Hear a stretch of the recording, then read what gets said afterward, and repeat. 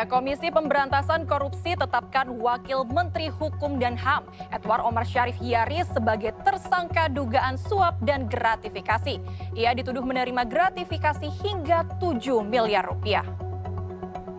Satu KUHP baru ini kan dia tidak hanya berorientasi kepada kepastian hukum, tetapi juga lebih menitikberatkan pada Setelah lebih dari 6 bulan menyelidiki, Komisi Pemberantasan Korupsi menetapkan Edward Omar Syarif Hiaris alias Edi, Wakil Menteri Hukum dan HAM sebagai tersangka. Ia diduga menerima suap dan gratifikasi hingga 7 miliar rupiah dari pengusaha bernama Helmut Hermawan yang meminta konsultasi hukum pada guru besar Universitas Gadjah Mada tersebut.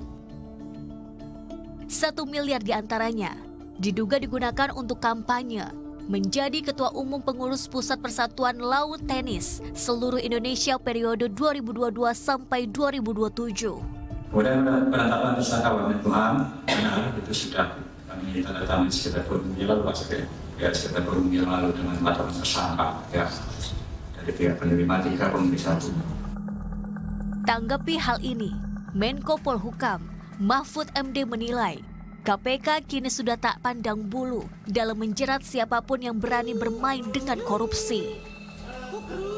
Dia udah membuktikan lah, tidak pilih menteri, wamen, kepala daerah, apa semua. Itu memang harus begitu.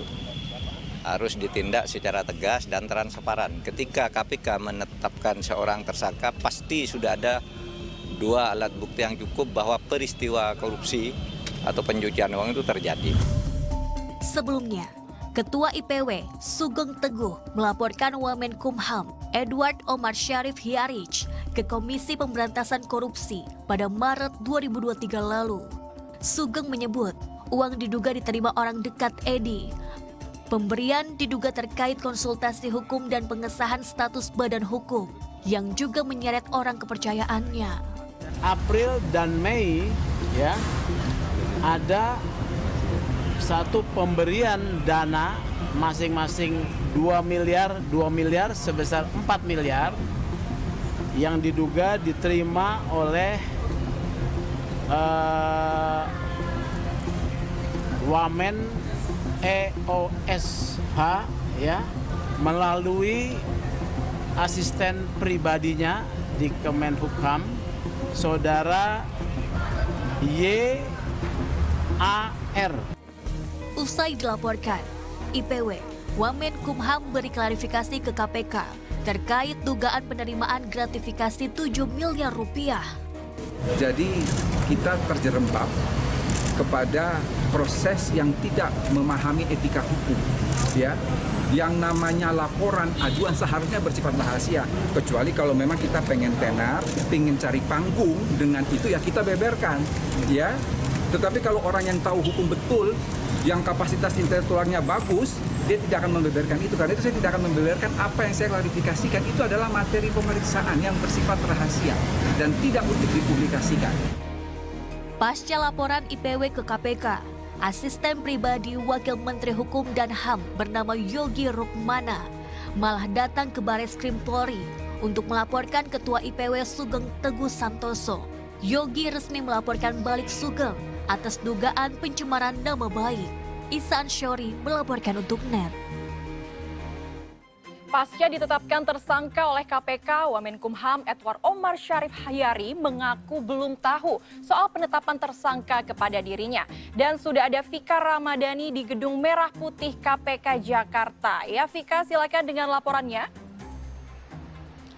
Ya Ajeng, selamat sore. Memang terkait dengan informasi yang sebelumnya telah disampaikan oleh pimpinan KPK Alexander Marwata begitu ya, terkait dengan sudah ditandatanganinya dokumen penetapan Wamenkumham Edward Omar Syarif Hiaris sebagai tersangka dalam kasus dugaan penerimaan gratifikasi ini dibenarkan oleh juru bicara KPK Ali Fikri begitu ya, yang mana tadi dirinya juga sudah menyebutkan bahwa kasus ini tahapnya sudah naik ke penyidikan. Lantas memang dari KPK sendiri juga menyebutkan bahwa tidak ingin terburu-buru dan masih akan menjalani proses penyelidikan dan penyidikan dari kasus ini, tetap memperhatikan aspek formil dan materialnya. Berikut keterangan yang disampaikan oleh juru bicara KPK Ali Fikri.